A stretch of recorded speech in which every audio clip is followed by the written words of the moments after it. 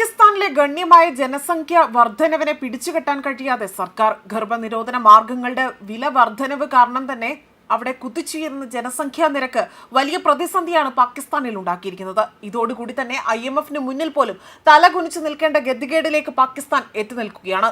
വർദ്ധിക്കുന്ന ജനസംഖ്യാ വളർച്ച നിയന്ത്രിക്കുന്നതിനായി തന്നെ ഗർഭനിരോധന മാർഗങ്ങൾക്കുള്ള 18% GST പിൻവലിക്കണമെന്ന ആവശ്യവുമായിട്ട് IMFന് മുന്നിലേക്ക് പാകിസ്ഥാൻ എത്തുകയാണ് ഉണ്ടായത്.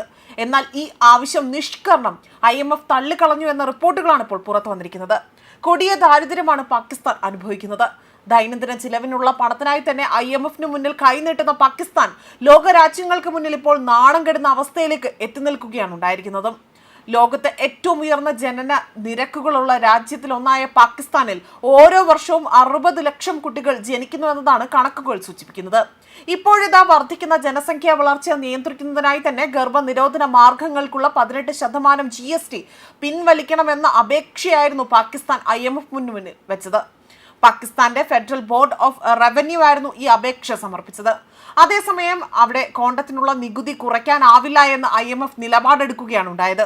അടുത്ത ഫെഡറൽ ബഡ്ജറ്റിൽ മാത്രമേ ഗർഭനിരോധന മാർഗങ്ങൾക്കുള്ള ഏതെങ്കിലും തരത്തിലുള്ള ഇളവുകളോ നികുതി ഇളവുകളോ പരിശോധിക്കാൻ കഴിയൂ എന്നും IMF അറിയിക്കുകയും ചെയ്തു. നിലവിലുള്ള ബെയിൽ ഔട്ട് പ്രോഗ്രാമിന് കീഴിലുള്ള പുതുക്കിയ വരുമാന ലക്ഷ്യങ്ങൾ കൈവരിക്കാൻ പാകിസ്ഥാൻ പാടുപെടുന്ന സാഹചര്യത്തിൽ കൂടിയാണ് IMF ഇത്തരമൊരു അനുമതി നിഷേധിച്ചിരിക്കുന്നത്.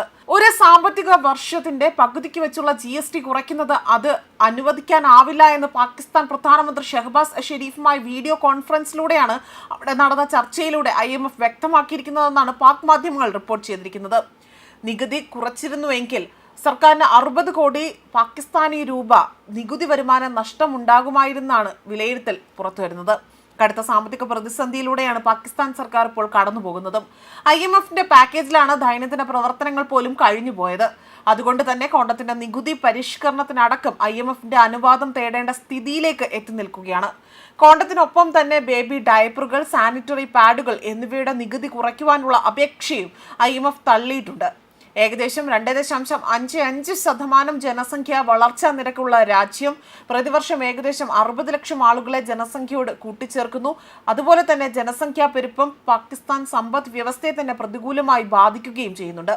IMFൽ നിന്ന് വൻ തുക വായ്പ സ്വീകരിച്ചതിൽ നികുതി, ചിലവ്, വരുമാനം എന്നിവയ്ക്ക് കർശനമായ വ്യവസ്ഥകൾ ഏർപ്പെടുത്തുന്ന IMF ബെയിൽ ഔട്ട് പ്രോഗ്രാമിന് കീഴിലാണ് പാകിസ്ഥാൻ ഇപ്പോഴുള്ളത്.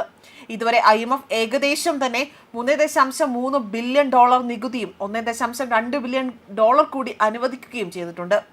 IMF നിർദ്ദേശിച്ച വരുമാന ലക്ഷ്യങ്ങൾ കൈവരിക്കുന്നതിനായി തന്നെ തുടർച്ചയായ മിനി ബജറ്റുകൾ വഴി അവതരിപ്പിക്കുകയും ചെയ്യുന്നു. അവശ്യ ഉൽപാദന, ആരോഗ്യ ഉൽപ്പന്നങ്ങൾ, അതുപോലെ തന്നെ ആഡംബര വസ്തുക്കളായി ഫലപ്രദമായി കണക്കാക്കുന്നതിലൂടെ തന്നെ 18% നികുതി.